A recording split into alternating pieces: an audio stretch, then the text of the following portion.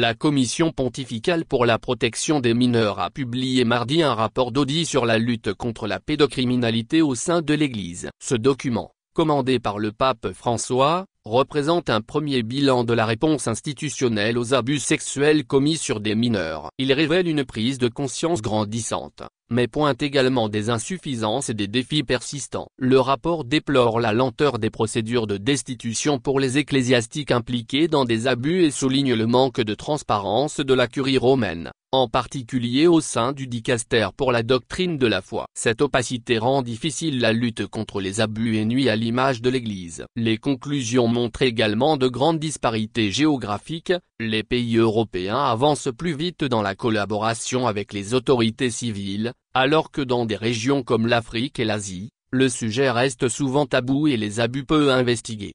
Avancée sur la question de la pédocriminalité pour les victimes, ce rapport est une avancée sur la question de la pédocriminalité, mais pas suffisante. Elle demande des mesures concrètes, au-delà des paroles et des constats. Selon elle, l'Église doit garantir la sécurité des enfants et la responsabilité des agresseurs de manière plus efficace. La Commission a promis de publier chaque année un rapport autour de 4 axes: la vérité, la justice, la réparation et la prévention des récidives. Ces initiatives visent à instaurer un dialogue ouvert et à renforcer l'engagement de l'Église pour la protection des mineurs. Une étape jugée essentielle pour restaurer la confiance des victimes et des fidèles dans une institution encore marquée par ce fléau.